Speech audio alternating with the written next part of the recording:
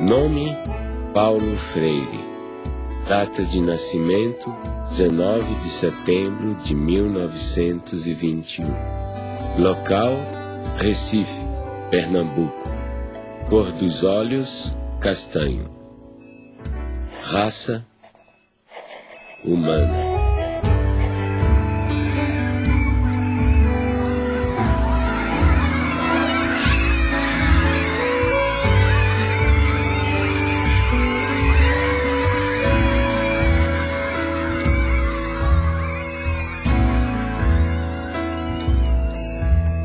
Meu primeiro mundo foi o quintal de casa, com suas mangueiras, cajueiros de fronde, quase ajoelhando-se no chão sombreado.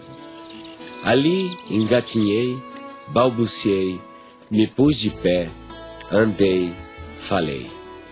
Eu fazedor de coisas, eu pensante, eu falante.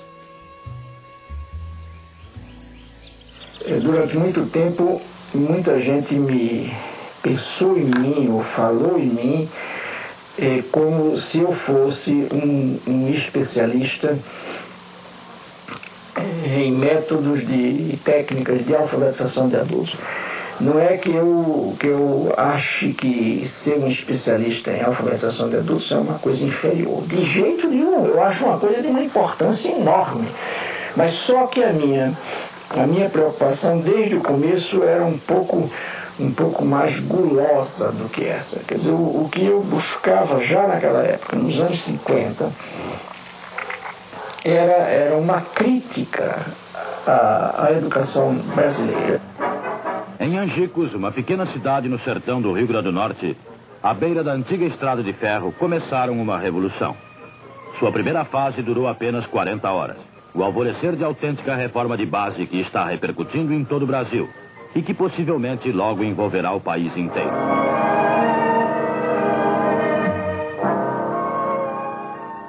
Eu tinha 6 anos de idade e tenho várias lembranças de lá, do Círculo da Cultura. Aprender a ler sentada no colo do meu pai. Isso me fascina. Recordar o passado? Viver 2 vezes. Eu sempre soube viver 2 vezes. Ai, é sofrer? Não, é recordar é viver. Viver 2 vezes. Olha, pela maioria, eu sempre soube que era viver. Recordar o passado é viver. Recife. Ninguém mais pode ficar indiferente ao problema do analfabetismo em nosso país. As soluções aí estão. Não se pode recusar 40 horas a um homem que tem sede de saber, ou fome da cabeça, como dizem em Angicos, que precisa estudar, que tem esse direito até agora negado à maioria. Se lembra quando nós chegamos à cidade, a esta cidade aqui, para fazer aquele levantamento? A Neida era muito pequenininha, tinha 6 anos, nem se lembra ainda, né? Mas eu me lembro alguma coisa. Eu lembro porque passou um jipe com alto-falante anunciando que ia chegar essa escola e as pessoas não acreditavam muito. Eu vi minha mãe dizendo assim para meu pai que queria estudar. Ele disse, isso não chega pra gente não. Cabia a nós fazer um plano de alfabetização e educação de adultos visando 100 mil matrículas, uma maneira de mudar a situação. Nós fomos recrutados, participamos de um treinamento e a primeira providência nossa foi nós nos deslocamos para Angicos para fazermos o levantamento do universo vocabular. Então íamos de casa em casa e ao final selecionaram, ele selecionou em Recife as palavras geradoras. No conjunto delas estava contido justamente todos os fonemas da língua portuguesa. Começando do mais simples, por exemplo, em Angicos a primeira palavra geradora foi belota. Então você sabe, belota são 3 sílabas fáceis, mais fáceis, não é? E muito usadas. Então, a partir das palavras, quando nós vencemos todas as sílabas, aí começamos a formar as frases. Olha, a velocidade com que isso ocorre, na primeira aula de alfabetização, quando se vai escrever num caderno, a folha do caderno é insuficiente para escrever 3 sílabas. E o lápis fura a folha do caderno. Naquele momento em que eu comecei a aprender com a classe trabalhadora, o que significava ser uma consciência dependente, uma consciência política dependente. Um ciclo da cultura é o nome que nós demos, Paulo Freire deu, para substituir a classe de alfabetização. Porque na classe de alfabetização permanece aquele sentimento de A sobre B, ou seja, de um professor que dita, um professor que diz, que transmite uma educação bancária, entende? E alguém que recebe. Quando nós chegamos em casa às 10, 8 horas da noite, 7 horas da noite, os meninos estão endiabrados porque não comeram bem, estão sujos, não tem água para tomar banho. Os meninos estão com fome, chateados, cansados, aborrecidos e impertinentes, e nós não podemos deixar de dormir, porque no dia seguinte, às 4 horas da manhã, a fábrica apita para acordar o bairro inteiro. E aí dizia ele: agora, como é que o senhor vai querer que, com uma situação como essa, a gente tenha o diálogo que o senhor quer? E eu morto, quer dizer, o homem fez naquela noite uma análise de classe que eu não tinha sido capaz de fazer. Noite após noite, 1 hora por dia, aula, que é o voto. Quem vende o voto não pode mais reclamar trabalho. Quem vende o voto é a massa. Povo vota com consciência. A política, né, na época, havia muita pressão, né, aos movimentos sociais, e nós estávamos em pleno trabalho de alfabetização em 64, quando houve o golpe. E quem estivesse naquela escola estudando, quando viesse, aí pegava aquele povo todinho e levava, prendia. Sim, aí todo mundo ficou com medo, né? Eu sei que papai chegou em casa e disse: olha, minha filha, mamãe, você disse ajuda que for de papel, ajunte papel, lápis, livro, e faça um foguinho, bota em cima e toca o foguinho tudinho. Desse mesmo jeito eu fiz. A mesma coisa eu fiz. Eu peguei todo o meu material, que eu tinha os slides, tinha tudo. A pena que eu tenho, se lembra daquele projetor, que era um projetor a gás, que eu ficava até não sei que hora da noite bombando, e a lâmpada Coleman, tive que dar fim a tudo, porque eu enterrei no muro da minha casa. Tenho a convicção de que o Brasil seria outro hoje se essa atividade não tivesse sido interrompida brutalmente, pelas razões que foi, ou seja, para inviabilizar exatamente a emergência desses que o projeto político pretendia e conseguiu que continuassem como excluídos. O objetivo foi esse, não foi outro. Não era nada pessoal contra Paulo Freire, contra mim, contra quem participou dessa atividade. E eu sempre me emociono e fico me lembrando, porque aquilo era feito com o coração. Com amor, né? Com amor. Sei votar, aprendi a escrever meu nome. Tive em outras escolas, mas o que mereceu mesmo, que descolou mesmo, que eu me orgulhei em dizer eu não sou mais analfabeto, foi Paulo Freire. Paulo Freire colocou o oprimido na história. Ele deu visibilidade a alguma coisa que estava lá historicamente sendo invisibilizada pela cultura dominante. Então, pondo no palco da história o oprimido, ele estava fazendo um ato revolucionário. A concepção antropológica de Paulo Freire é muito simples. Primeiro, você é um ser curioso. Então, a curiosidade é uma categoria fundamental, principal. Segundo, você é um ser inacabado, incompleto, inconcluso. Portanto, você precisa do outro. Né? E terceiro, né, se você nasceu como um ser de ligação, conectivo com o mundo, e você comparte com o outro, né, compartilha com o outro o mundo, né, esse mundo está em transformação. Portanto, a antropologia de Paulo Freire está baseada na ideia de que o ser humano está em constante evolução e constante transformação. Primeiro, se nós somos um ser curioso, a primeira coisa que vamos fazer é ler o mundo. Então, a leitura do mundo é um princípio fundamental da teoria do conhecimento de Paulo Freire. A segunda é a tematização. Pegar aquelas palavras geradoras, aqueles princípios geradores, aquilo que o povo conhece, no caso do método de alfabetização, né? Aquilo que o alfabetizando conhece, e descobrir o que significa. E a terceira é a problematização. Você vê, a problematização é o momento culminante do método freiriano. Então, por isso que Paulo dizia, não quero saber de ser conhecido apenas como alguém que inventou o método. Porque, exatamente, o seu método está ligado à sua teoria de conhecimento e à sua antropologia.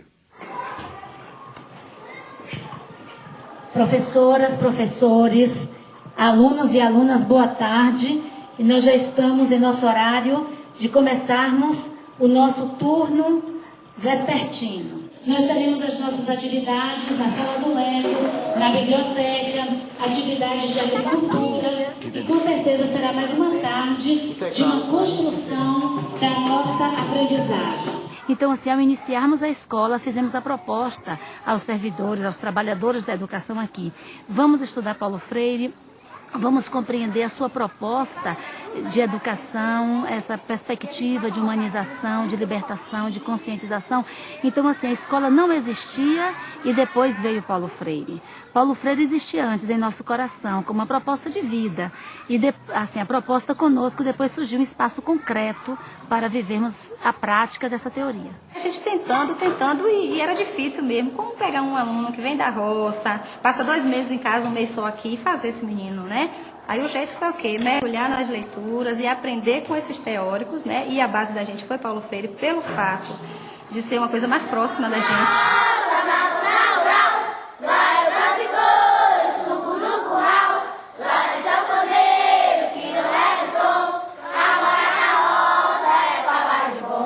As crianças que nos chegam muito diferentes das crianças que são urbanas. Naturalmente, quando elas chegam, elas não conhecem o vaso sanitário, que para a gente é um valor, e isso ainda me emociona. Saber que muitas das nossas crianças tiveram que usar muito tempo o quintal da escola porque não sabiam usar um vaso sanitário. Então elas chegam aqui, às vezes, com um comportamento muito agressivo, né? Às vezes nós temos crianças aqui trazidas pelo conselho tutelar, crianças que a gente não conseguia chegar junto, tocar, porque elas resistiam. E hoje a gente vê, assim, transformação mesmo na vida deles, né? Hoje são crianças que sentam no colo, se a gente senta, eles vêm, chegam, sentam no colo. Crianças que a gente teve grande dificuldade para chegar junto. Ficou nervosa?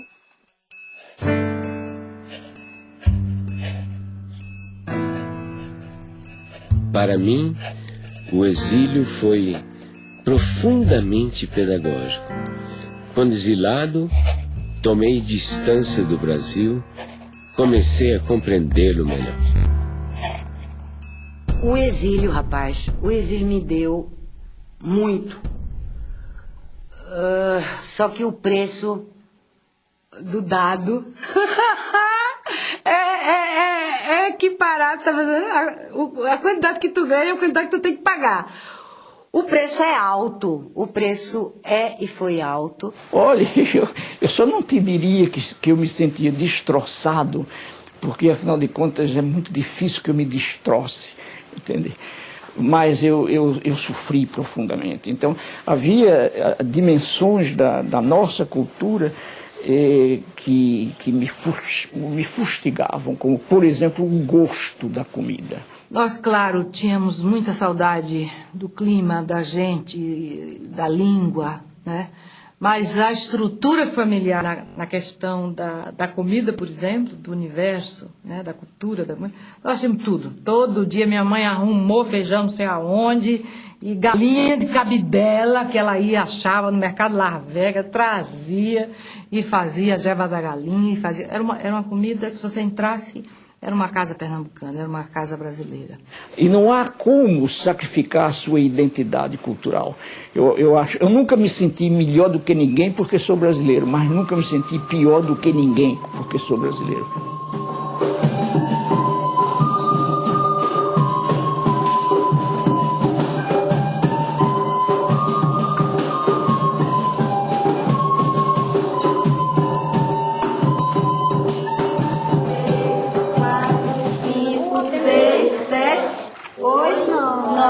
A resposta vai ser o quê? Rede resposta. Quantas gudes ele dividiu? 9. sobrou 9 goodies para cada colega. 9 goodies.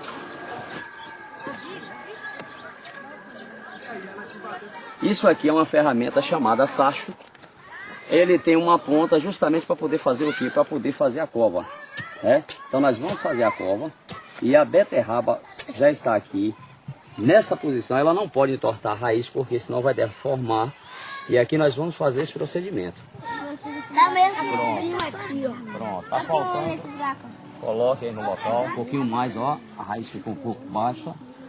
Ao retornarem para casa, eles levam daqui da escola algumas sementes. Cenoura, beterraba, das hortaliças que eles já cultivam aqui.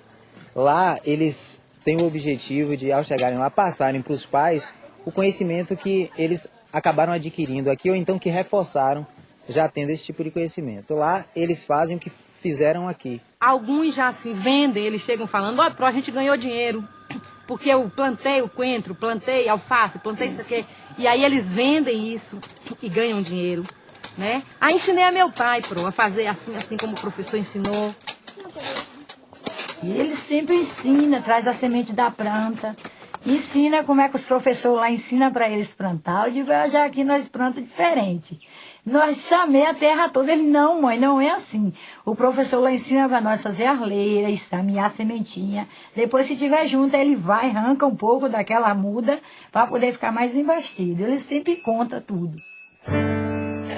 O exercício de tornar-se capaz de ler e escrever exige de quem realmente aprende uma postura de sujeito que cria o seu próprio aprendizado. A comunidade freiriana, para nós, né, é esse conjunto de instituições, pessoas que partilham a identidade do legado de Paulo Freire, né? E o que significa isso? Na verdade, são associações, grupos, instituições que vão se formando no mundo. Por exemplo, Portugal e Espanha. Em Portugal ocorreu o Fórum Paulo Freire em 2004, este ano agora, 2006, né, na Espanha. Enfim, são centros de estudos, né, freirianos, né, pesquisas, espaços de formação educacional. Oi, Luísa Cortesão. Primeiro, quero te agradecer muito pela sua contribuição aí de Portugal nesse documentário. Gostaria que você falasse um pouquinho o que é que vocês estão realizando, a experiência freiriana do Instituto aí. Está a ver, portanto, são debates muito aprofundados e muito fundos sobre questões teóricas que têm que ver com problemas que são sentidos na realidade. Fizemos, o título é a exclusão ou as exclusões. E fizemos, por exemplo, uma análise de problemas de exclusão social, de problemas de exclusão na saúde, de problemas de exclusão na justiça, de problemas de exclusão no trabalho, de problemas de exclusão na educação, e agora se vai terminar com uma análise sociológica da problemática da exclusão. O que te levou a fundar uma cátedra Paulo Freire aí na Suécia, num local em que, digamos assim, há tão poucos oprimidos? Aquí en Suecia, después de los años 70, que la gente conoció aquí a Paulo Freire, hay un renacimiento de interés. Aquí en Uppsala hay un proyecto muy interesante de desenvolvimiento sustentable, medio ambiente, ¿no? Y esta gente está muy interesada en los esquemas de concientización, ¿no?, de pensamiento crítico freiriano. Efectivamente, he trabajado con grupos étnicos oprimidos, incluso grupos indígenas, con camponeses, con operários também, não? São dois traços de personalidade de Paulo. Primeiro, essa generosidade do menino aberto ao mundo sempre, que quer conhecer, essa alegria de conhecer o mundo. Segundo, a conectividade, que já é uma qualidade do adulto, a conectividade e a relação. Eu acho uma definição perfeita para qualquer ser humano decente. Ser um menino é guardar um pouco toda aquela carga de emoção da criança e a conectividade, que já é um projeto das pessoas adultas. Paulo Freire foi um menino da zona rural igual a gente, que aprendeu a ler debaixo da sombra da mangueira, que gostava de ler, gostava de escrever. Foi um homem que queria transformar o mundo. O momento em que o pai estava a trabalhar, né? Na famosa biblioteca, no espaço de trabalho dele, né? Eram momentos assim que as brincadeiras mais ruidosas nossas, né, tinham que ser, né, afastadas, porque o pai, quer dizer, são coisas que ficam assim, né? São mensagens, estás a perceber, que te marcam rotundamente o corpo, né? Ele era uma pessoa frágil à maldade humana. E minha mãe sustentava a reversão disso no sentido: acorda, Paulo! O que você está pensando da vida, Paulo? Que é isso? O mundo é isso mesmo, Paulo? O paizinho nunca foi assim um pai no sentido de um pai físico muito constante. Não foi, isso não tem problema nenhum, digo isso mesmo, porque assim eu o percebia. Mas, no entanto, estás a ver, quando o desgraçado estava presente, mas ele estava presente com interesa, que, putz, imagina, era amplamente suficiente. Um homem extremamente humano, né? Extremamente bondoso, mas que também sabia ser muito duro quando era necessário com as pessoas, né? Quer dizer, ele tem uma frase dele que diz assim: se alguém quiser me insultar, que me chame de santinho. No campo pedagógico é muito mais atual Paulo Freire, porque a Unesco, por exemplo, colocou os 4 pilares da educação do futuro, né? Aprender a conviver, aprender a fazer e aprender a ser. São esses 4 pilares. Isso está dentro da teoria do Paulo Freire. Só que Paulo Freire acrescentaria um 5º: aprender por quê. Contra quem, a favor de quem. Ele politizaria muito mais esses 4 princípios, 4 pilares da educação do futuro, evidentemente. Ele sempre coloca a questão do porquê. Vocês sabem o seguinte, que o computador ele é feito de partes. Nosso trabalho aqui parte da realidade desses educandos que vêm da zona rural, né? A gente procura estar trabalhando com tudo que é próprio do cotidiano deles, mas a gente não permanece, né, nessa realidade. A gente começa a trabalhar justamente inserindo a internet, a informática, né, nessa vivência dele aqui, para que ele transforme essa vida. E abrindo possibilidades novas para eles, né? São 600 crianças divididas em 3 grupos. 3 grupos de 200. Enquanto nós temos conosco 200 crianças imersas numa educação formal, nós temos 400 crianças em suas casas, sendo visitadas pela equipe itinerante. Então, lá na roça, a equipe itinerante corrige atividades, dá orientações, trabalha com a questão da agricultura, que já é trabalhada aqui, mas fortalecida em casa, porque as crianças ensinam também aos seus familiares, e a equipe itinerante faz uma avaliação desse trabalho, assim, que a escola orienta para o aluno executar em sua casa. 2 mais 5. 7. 4 mais 1. 5. Então a senhora tem que dedicar, assim, dar um tempo para ela, para que ela possa estudar. Que a gente sabe que ela ajuda a senhora na lavoura, sim, mas ela tem que ter, assim, um tempo disponível todo dia para fazer a atividade dela. Tem pais que dizem assim, que 2 meses em casa, eles ainda dizem assim: professora, não deu tempo para os filhos fazer as atividades. Porque às vezes eles tiram os filhos das atividades que levam para casa para pôr na mão de obra, porque tem que ajudar.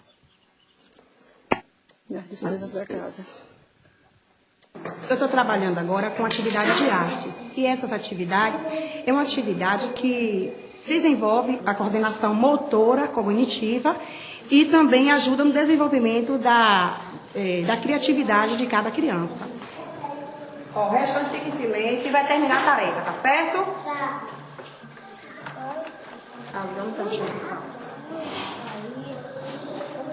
Nadson, pode vir, Nadson. Dia sagrado, o mestre é ordinário, vai, o mestre